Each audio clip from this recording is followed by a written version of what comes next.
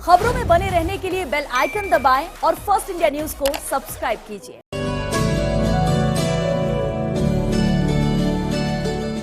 नमस्कार दर्शकों, first India news की खास पेशकश में आप सभी का स्वागत है और इसी के साथ आप सभी दर्शकों को नवरात्रि की हार्दिक शुभकामनाएं। और जैसा कि आप सभी जानते हैं कि नवरात्रि शुरू हो चुके हैं, जिसमें 9 दिन तक मां के अलग अलग 9 रूपों की पूजा की जाती है। और आज हम बात करने वाले हैं दूसरे दिन ब्रह्मचारिणी की। हमारे साथ में हमारे स्टूडियो में मौजूद है जाने माने ज्योतिषाचार्य पंडित पुरुषोत्तम कौर जी। आपका सबसे पहले पंडित जी बहुत बहुत स्वागत है जी। शुभ आशीर्वाद, धन्यवाद। श्री राम जय राम जय राम मेरे राम की जय हो। तो देखिए, बेहद खास दिन देखते हैं कि नवरात्रि जैसे जैसे शुरू होते हैं भक्तों के मन में एक उत्साह आ जाता है, माँ को लेकर के प्यार और ज़्यादा डबल हो जाता है, क्योंकि ये 9 दिन होते हैं जो कि हमको माँ के और ज़्यादा करीब करते हैं। दूसरे दिन की हम बात करते हैं ब्रह्मचारिणी की, उनके स्वरूप के बारे में ज़रा कुछ बताइए। देखिए, आपने आज माँ दुर्गा के दूसरे स्वरूप का बात की और माँ ब्रह्मचारिणी की पूजा विधि और महत्व और उसके मंत्र आज हम बताने जाएंगे। ये बात सही है कि नवरात्रि के दूसरे दिन माँ ब्रह्मचारिणी की पूजा की जाती है, क्योंकि उन्हें देवी पार्वती का अव्यवहित रूप माना जाता है। और ब्रह्मचारिणी संस्कृत शब्द है, इसका अर्थ है ब्रह्मपूर्ण वास्तविकता, यानी सर्वोच्च चेतन, और चारिणी का अर्थ चार्य का होता है और स्त्री संस्करण इसका पूर्ण अर्थ होता है। व्यवहार की बात करें, आचरण की बात करें तो माँ ब्रह्मचारिणी की पूजा विधान की बात करें तो माँ ब्रह्मचारिणी का सुबह स्नान आदि से निवृत्त होने के बाद आप भगवती को लाल पुष्प की माला धारण कराएं और उसके बाद चुनरी आदि बदल सकते हैं, माला ही बदल सकते हैं। साथ में दीपक प्रज्वलित करें और कलश में जल भरें और ज्वारों पर थोड़ा जल छिड़कें। गंगा जल से पवित्र आसन करने के बाद ही अपनी पूजा प्रारंभ करें। और यदि जोत आदि लेने की परंपरा आपकी है तो जोत आदि लें। फिर इसके बाद जो संकल्प किया हुआ है दुर्गा चालीसा का, या फिर दुर्गा सप्तशती का, या फिर हनुमान बाहुक, हनुमान चालीसा, सुंदरकांड, जो भी करना है उससे आप करना शुरू करें। इस प्रकार से माँ भगवती का पूजन होता है। माँ ब्रह्मचारिणी जिन्होंने हजारों वर्ष तक घोर तपस्या करने के बाद और इसके बाद जो रूप मिला वो ब्रह्मचारिणी भगवान शिव को पत्नी के रूप में मिली। यही कारण है कि ब्रह्मचारिणी को शक्ति और सच्चे प्रेम का प्रतीक माना जाता है। और इसी को लेकर के गुरुवार का दिन और दूसरा दिन माँ दुर्गा के दूसरे स्वरूप की पूजा यहाँ की जाती है। गुरुवार के दिन सूर्य उदय होने के साथ ही पूजा कर सकते हैं और इसके बाद 11 बजे से 1:30 बजे तक पूजन का सर्वाधिक श्रेष्ठ मुहूर्त रहेगा। आप घर में पकवान बना करके और माँ भगवती को भोग लगाएं। नवरात्रि में सूर्योदय से पहले उठ करके माँ ब्रह्मचारिणी का पूजन करना बहुत ही सर्वाधिक श्रेष्ठ रहता है। तो ये छोटी छोटी बातें हैं, लेकिन ये बड़ी महत्वपूर्ण बातें हैं। आप माँ ब्रह्मचारिणी की तस्वीर पर, मूर्ति पर, चौकी पर जो विराजमान माँ हैं उनको गंगा जल से स्नान करके पुष्प, फल आदि अर्पण करने के बाद विशेष रूप से घर में बने पकवान का भोग लगाएं और सिंदूर अर्पण करें। इससे माँ भगवती बहुत प्रसन्न होती है। लाल पुष्प, चाहे कनेर का हो, गुलाब का हो, ये फूल अर्पण करें और माँ भगवती को केसर से युक्त खीर का, हलवे का भोग लगाएं। शीघ्र माँ भगवती की कृपा साधक को प्राप्त होती है। अनेक प्रकार के सुख शांति साधक को प्राप्त होती है। पंडित जी, साथ ही में देखिए, पूजा के विधि विधान की बात कर ले, कौन सा वो सर्वश्रेष्ठ मुहूर्त होता है जिसमें हमारे, क्योंकि कई दर्शक ऐसे हैं जो कि जानने को उत्सुक रहते हैं कि कौन सा वो सर्वश्रेष्ठ मुहूर्त है जिसमें माँ को और ज्यादा खुश किया जा सके। देखिए, आपने बहुत अच्छा किया आयुषी जी। मातेश्वरी को पूजन का सर्वाधिक श्रेष्ठ मुहूर्त तो ब्रह्म मुहूर्त होता है, जो सूर्योदय से पूर्व और सूर्योदय के घंटे भर बाद तक आप कर सकते हैं। लेकिन इसी के साथ माँ भगवती को आप ये समय पूजा नहीं करते हैं तो 11 से 1:30 बजे तक भी कर सकते हैं। साधक को सभी प्रकार के सुख प्राप्त होते हैं और साधक की मनोकामना पूर्ण होती है। जी। पंडित जी, साथ में देखिए रंगों का काफी महत्व होता है, क्योंकि 9 दिन इतने खास होते हैं कि दर्शक ये जानने को बेहद उत्सुक होते हैं और ये जानना चाहते हैं कि दूसरे दिन वो कौन से वस्त्र धारण करें, कौन से रंग के वस्त्र धारण करें, जिससे वो माँ को और ज्यादा खुश कर सके। देखिए, लाल वस्त्र माँ को बहुत प्रिय हैं और माँ भगवती को लाल पुष्प अर्पण करें और लाल वस्त्र धारण करके लाल आसन लगा करके और माँ भगवती का पूजन करें, अवश्य आपको सफलता प्राप्त होती है। साथ ही में देखिए, माँ के स्वरूप की हम बात कर रहे थे, कन्याओं को भोजन करवाया जाता है, घर में कन्याओं को बुलाया जाता है। दूसरे दिन ऐसा क्या कुछ खास रहता है जिसकी हम पूजा कर सकते हैं या फिर उन कार्यों को करने से हम माँ को खुश कर सकते हैं? ये आपने बहुत ठीक कहा। देखिए, माँ भगवती को प्रसन्न करने के लिए सर्वप्रथम आपको क्रोध आदि त्यागना चाहिए और साथ ही पवित्रता और शुद्धता के साथ रहना चाहिए। आहार विहार में भी आपको थोड़ा नियंत्रण रखना चाहिए। क्रोध, खास तौर पर तामसी चीज़ों का सेवन नहीं करना चाहिए। तामसी चीज़ व्यक्ति को बहुत परेशान करती हैं, बहुत कमज़ोर कर देती हैं। और दूध से बनी मिठाई का माँ को प्रसाद अर्पण करें। नवरात्रि में दुग्ध उत्पादों का जो प्रसाद बन के आता है उसे आप लगा सकते हैं, चाहे वो किसी प्रकार का प्रसाद हो, रसगुल्ला हो और भी अच्छा है। पंचामृत से माँ की अभिषेक करें, माँ भगवती को पंचामृत का अभिषेक करें, सिंगारे का खीर बनाएं। खासतौर पे उन लोगों के लिए जो निहार व्रत कर रहे हैं, तो सिंगारे का खीर बना करके भोग लगाएं। ये सब चीज़ें हैं और इसके साथ फल आदि जरूर चढ़ाएं। लेकिन ये ध्यान रखें कि सभी 9 ग्रहों का पूजन इसमें जरूर करना चाहिए माँ भगवती के समक्ष बैठ करके, तो इसका अत्यंत जो है महत्व होता है। पंडित जी, 9 दिनों में देखा जाता है कि व्रत का, उपवास का काफी महत्व होता है और 2 तरह के व्रत होते हैं। कई लोग 9 दिन तक व्रत रखते हैं और कई लोग 2 दिन, यानी कि जिस दिन शुरू होता है और जिस दिन खत्म होते हैं नवरात्रि, उस दिन व्रत रखा जाता है। तो ऐसे में किस तरह से व्रत वो रख सकें, क्या कुछ चीजें वो ग्रहण कर सकते हैं व्रत के दौरान, उसके बारे में जरा कुछ बताइए। देखिए, आपने बहुत अच्छा कहा कि व्रत 2 प्रकार के होते हैं, ये ठीक बात है। पर ये व्रत जो है उठते बैठते जो हम करते हैं, यानी प्रथम दिन जो करते हैं और अंतिम समापन के दिन करते हैं, इसको उठते बैठते नवरात्रा कहते हैं। जो लोग निहार रह करके, यानी कुछ भी नहीं खाते, केवल तुलसी के पत्ते पर अपना आहार करते हैं, तो वो लोग संध्या के समय तुलसी का पत्ता जल के रूप में लेते हैं और पूरे दिन रात ऐसे ही रहते हैं। लेकिन कई लोग व्रत रखते हैं जो भोजन एक समय करते हैं। ऐसा भी होता है कि फल पे भी कई लोग वो व्रत रखते हैं। तो ये उपवास का तरीका अपना अपना है, साधना का तरीका अपना अपना है। खास तौर पर साधकों को माँ ब्रह्मचारिणी का जब आशीर्वाद प्राप्त होता है, जो पूर्ण ब्रह्मचर्य रहे। ब्रह्मचारिणी का मतलब पूर्ण ब्रह्मचर्य रहे। और मैं तो कहूँगा कि इलेक्ट्रॉनिक इन विद्युतीय उपकरणों के माध्यम से अनेक जो हमको सोशल मीडिया पर देखने को मिलता है, वो सब नहीं देखा जाए तो ज़्यादा ठीक है। तो इसमें पवित्रता से रहना ही ज़्यादा अच्छा होता है। वैसे तो भाव और प्रेम और विश्वास, ये सबसे महत्वपूर्ण बात है। पंडित जी, जौ का काफी महत्व है। पहले दिन देखा जाता है कि जौ बोए जाते हैं, उसकी पूजा अर्चना की जाती है। ऐसे के अंदर हमारे दर्शकों को बताइए कि कौन सी वो विधि विधान है, किस तरह से वो जौ बो सकते हैं, किस तरह से वो पूजा कर सकते हैं जौ की। देखिए, आपने बहुत अच्छा कहा।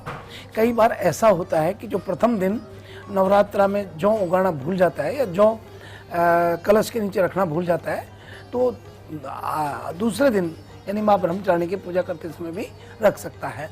जौ को शुद्ध मिट्टी में मिश्रण करके कलश के नीचे रखा जाता है और जौ को ज्वारे के रूप में देखा जाता है। और ये ज्वारे इसलिए होते हैं ताकि आपकी पूजा का ये एक प्रतीक चिन्ह के रूप में देखा जाता है। जब बहुत ग्रीन ज्वारे होते हैं तो ये बहुत अच्छी पूजा आपकी मानी जाती है। यदि वो उस दौरान आपके ज्वारे पीले पड़ गए हैं, इसका मतलब पूजा में कहीं न कहीं कोई कमी रही है। और ज्वारे उन सबके बीच यदि एक वाइट ज्वारा निकला है तो फिर शुभ माना जाता है। कई बार ज्वारे उगते ही नहीं है, कई बार वो पानी उनको बहुत अधिक डालने से भी नहीं उगता है। आपकी भक्ति बहुत अच्छी है मगर पानी ज़्यादा डालने से भी नहीं उगता है। थोड़ा पानी डालने से जौ उगते हैं और ख़ास तौर पर उन्हें छींटे लगाने से ज़्यादा ठीक रहता है, क्योंकि कलश जो रहता है उसमें से रिसाव होता है पानी का, तो पानी तो उनको मिलता है। केवल उनको थोड़ा सा हल्का सा छींटे देने से भी शक्ति मिलती है और ज्वारे बहुत अच्छे हो जाते हैं। पंडित जी, आमतौर पर देखा जाता है कि जो ज्वारे होते हैं उनका रंग हरे रंग का होता है जी। पर कहते हैं कि अगर सफेद ज्वारा, जैसे कि अभी आपने भी बताया कि अगर सफेद ज्वारा उग जाए तो सोने पे सुहागा माना जाता है, तो ऐसे में क्या ये भी मान्यता है कि अगर सफेद ज्वारा उगा है तो आपको किसी को भोजन करवाना चाहिए? देखिए, आपने बहुत अच्छी बात कही है। सफ़ेद ज्वारा जब उगता है तो वो लक्ष्मी का प्रतीक होता है, माँ लक्ष्मी की पूर्ण कृपा है, क्योंकि माँ दुर्गा का 3 स्वरूप में देखा जाता है। और ये माँ भगवती को वैसे तो 9 स्वरूप में पूजा करते हैं, लेकिन 3 भागों में बांटा है। प्रथम नवरात्रि के 3 दिन ये लक्ष्मी के होते हैं, और बीच के माँ सरस्वती के, और अंतिम के माँ दुर्गा के। इस प्रकार से ये देखा जाता है। तो इसमें माँ ब्रह्मचारिणी के समक्ष यदि मान लीजिए आपका सफ़ेद ज्वारा उगता है तो लक्ष्मी का प्रतीक है, और उसके लिए मातेश्वरी को हम प्रणाम भी करते हैं, और माँ भगवती को प्रसन्न करने के लिए एक मंत्र का भी भाव रखते हैं, जो सभी विदित मंत्र है। या देवी सर्वभूतेषु ब्रह्मचारिणी रूपेण संस्थिता, नमस्तस्यै नमस्तस्यै नमस्तस्यै नमो नमः। या देवी सर्वभूतेषु लक्ष्मी रूपेण संस्थितां, नमस्तस्यै नमस्तस्यै नमो नमः। और माना जाता है कि भाग्य को खोलने के लिए, आपके सौभाग्य को जगाने के लिए माँ भगवती की आराधना सर्वाधिक प्रिय होती है, सर्वाधिक महत्वपूर्ण होती है। और ये भी आप मान के चलिए कि आपकी श्रद्धा से ही माँ भगवती की कृपा प्राप्त होती है। पंडित जी, बहुत अच्छा मंत्र दिया आपने हमारे सभी दर्शकों के लिए, और आपसे और भी बातचीत करेंगे, पूजा के विधि विधान को लेकर के आपसे और भी जानकारी लेंगे। पर फिलहाल वक्त हो चुका है एक छोटे से ब्रेक का। तब तक के लिए आप बने रहिए हमारे साथ, देखते रहिए फर्स्ट इंडिया न्यूज।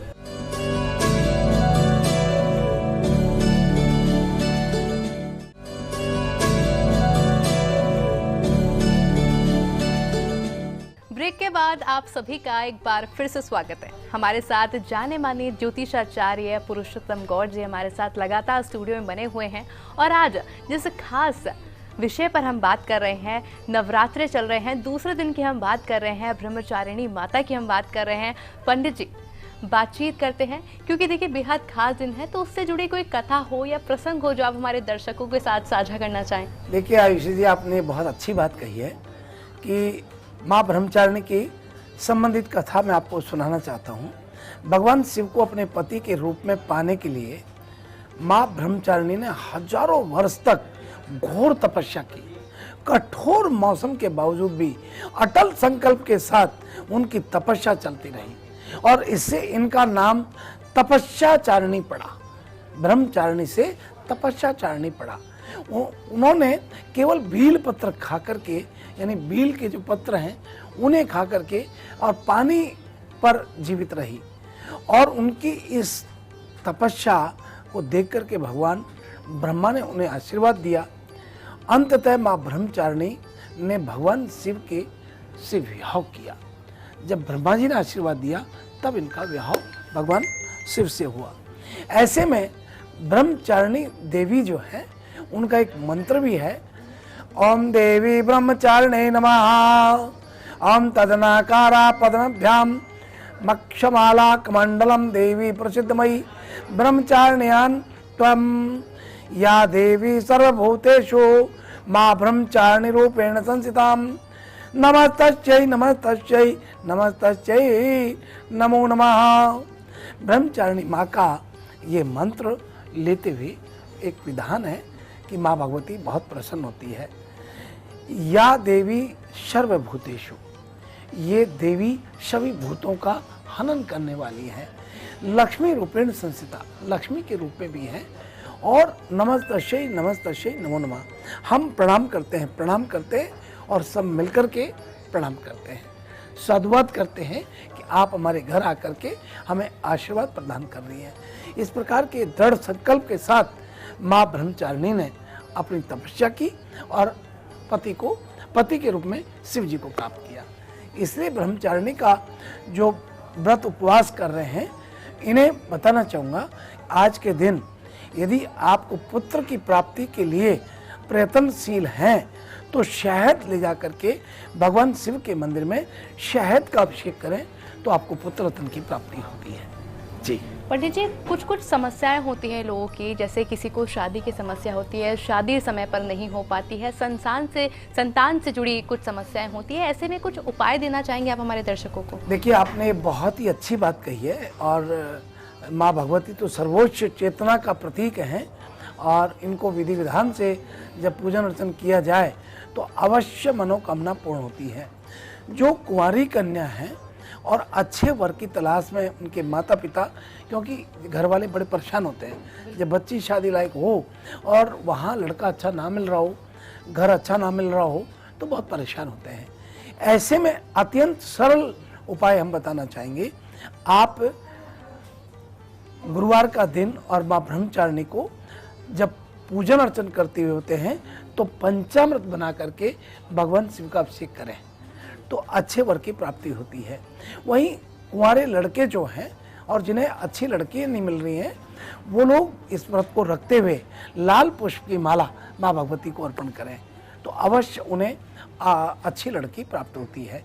वहीं कोई व्यक्ति बीमार है, परेशान है और काफ़ी समय से परेशान है तो 2 लौंग लेकर के कपूर रखें, चांदी की कटोरी में अपने सिराने रख लें और आप 3 बार बोलें, ओम ब्रह्मचारिणी नमः, ओम ब्रह्मचारिणी नमः, ओम ब्रह्मचारिणी नमः, और फिर इसे आप सिराने रख दें। रोगी के सिराने जब तक रखे रहने दें तब तक वो ठीक नहीं होने लगे और जब ठीक होने लगे तो उसके बाद उन्हें बाहर आग में जला के और आपके लेफ्ट साइड में दरवाजे के पास रख दें। इसी प्रकार से आपके घर में शांति नहीं है और अचूक उपाय आप चाहते हैं शांति का, तो आप अपने घर में गंगा जल गौमूत्र मिश्रण कर पूरे घर में छिड़के और गूगल धूप की संध्या को दुहा करें। यदि आपके घर में पितृदोष है तो आप माँ ब्रह्मचारिणी को श्रृंगार का सामान अर्पण करें और चुनरी अर्पण करें, अवश्य आपको पितृदोष से मुक्ति मिलेगी। पति पत्नी के बीच सामंजस्य नहीं है, झगड़े हैं, अनावश्यक अनर्गल विचारधारा नहीं मिलने के कारण कलेश हो रहा है।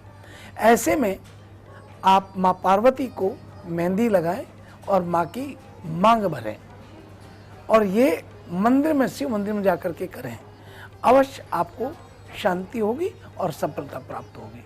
तो ये छोटे छोटे उपाय हैं जो बहुत महत्वपूर्ण उपाय हैं।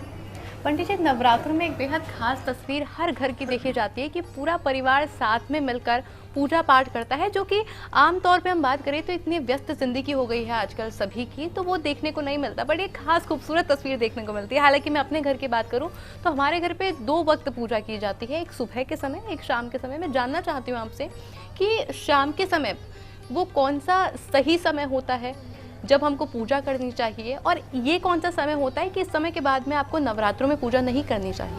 देखिए, बहुत अच्छा प्रसंग आपने रखा है। संध्या के समय प्रदोष काल होता है। प्रदोष काल जहाँ सूर्य अस्त और रात्रि का शुभारंभ हो। प्रदोष काल में यानी गोधूली वेला में आप माँ भगवती का आरती करें और आरती करने के साथ संपूर्ण परिवार एक साथ एकत्रित होकर के आरती करें। आरती में कपूर अवश्य जलाएं, जल का लोटा रखें, थाली में घी का दीपक रखें और फिर आरती करें। आरती माँ भगवती की करें। यदि आपने राम के उपासक हैं तो जय जगदीश कर सकते हैं, हनुमान जी के उपासक भी कर सकते हैं और जय अम्बे गौरी की आरती गाते हुए और फिर उस जल कलश का जल जो है उसको घर में छिड़के, सभी को जल छिड़के और फिर फूल लेकर के और पुष्पांजलि करें। ओम जग्नेन जगमय जंत देवास्तानि धर्माणि प्रथमान्यासन्नः तेहनाकं महिमानः चचंत्र यत्र पूर्वे साध्या संति देवाः। ये करते हुए प्रणाम करें।